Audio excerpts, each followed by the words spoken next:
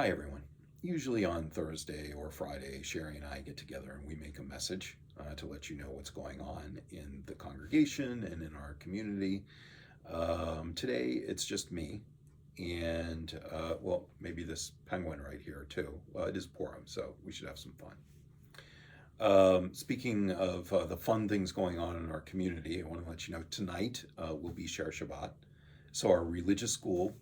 Um, Learners will be joining us to lead our service tonight, and that is really special.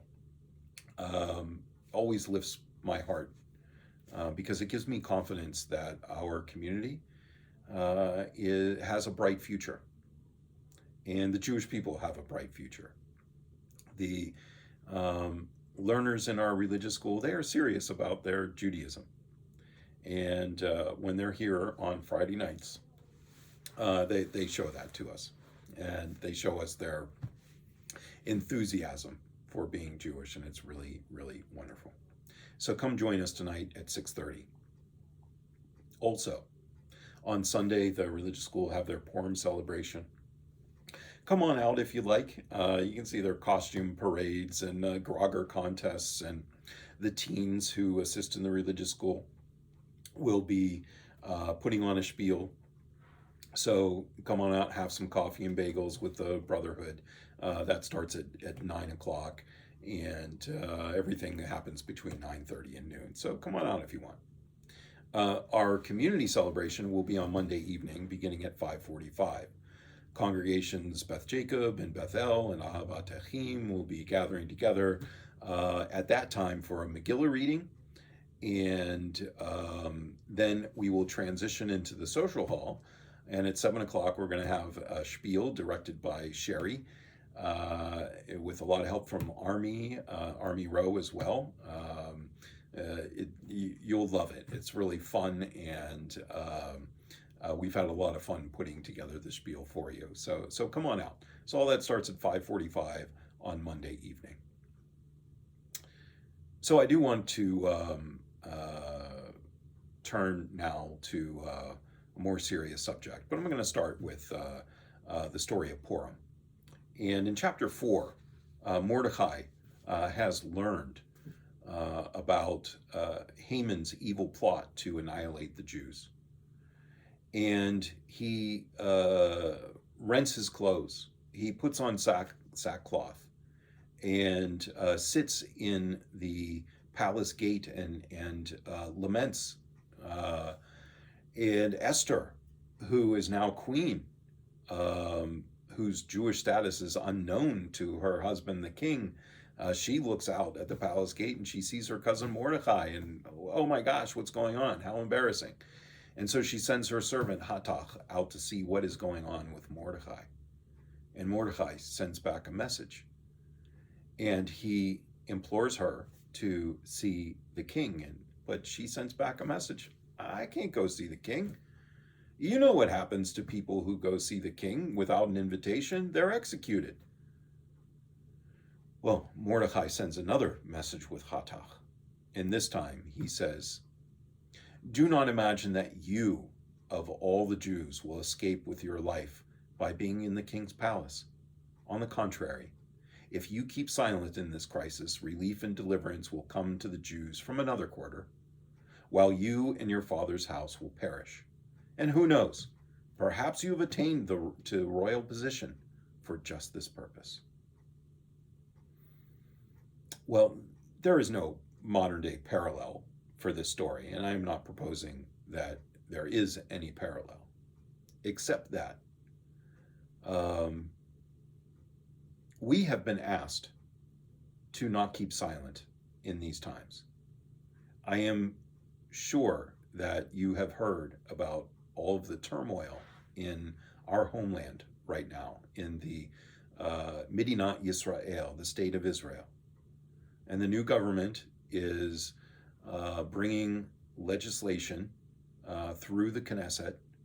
Already, these bills have already been through their first reading.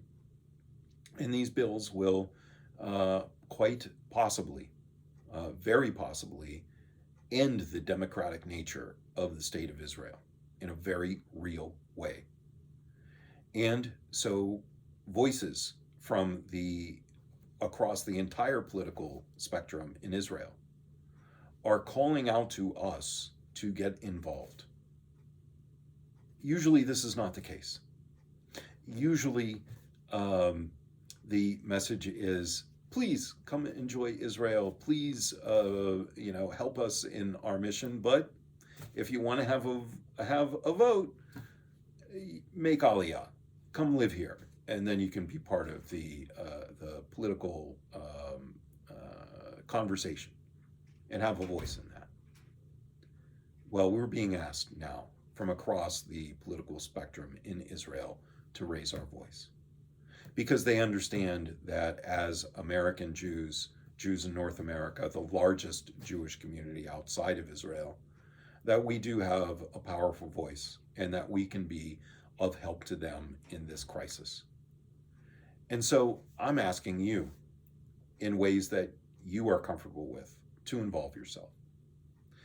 That may take different forms. It may take the form of just educating yourself about what is going on there. It may take the form of, hey, I don't know a lot about the history of the modern state of Israel. I'm going to learn more. It may be writing your Congress people. It may be signing petitions or whatever. In whatever way that is comfortable for you, please involve yourself. Do not be silent in this crisis. Even if all you do is learn about what's going on there and formulating in your own minds some opinion about what's happening, then that is something. If you can do more, that is great.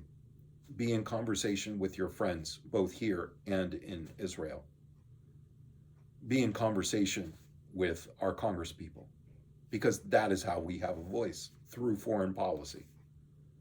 So get involved. That's my ask to you. Attached to this video in the YouTube, if you look at the notes in YouTube, you'll find a lot of links there that I'm going to give you to newspapers in Israel, to podcasts in English here that will help you understand the situation and hear a lot of different voices, both from the right and the left. It'll be links to organizations in Israel that you can get very good opinions about what's going on, not only about this crisis, but other things, and as time goes on.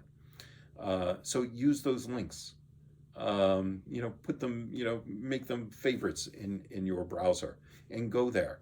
Listen to the podcasts, involve yourself. We're being called upon to raise our voices, and we need to respond. I'm asking you to please respond.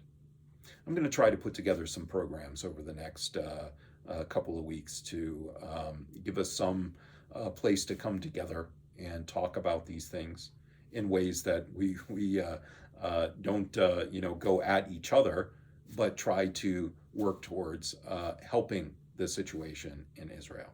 So you can look forward to that. But for now, please involve yourselves in ways that I know that you can, and I hope that you will. If you have questions or concerns, please reach out to me. I am here for you, okay? Whether you think that you agree with me or not, I want to be in conversation with you. I don't always have to agree with you to have a good conversation with you. So let's be in that conversation. And I look forward to that. So for now, I do want to wish you a Shabbat Shalom, a peaceful Shabbat. I hope that, with the enthusiasm of our students tonight, that they can give us a good uplift into a very peaceful Shabbat, one where we can really rejuvenate our souls, so that we can, be a little closer to God and a little closer to each other. All right. So for now, I'll wish you Shabbat Shalom.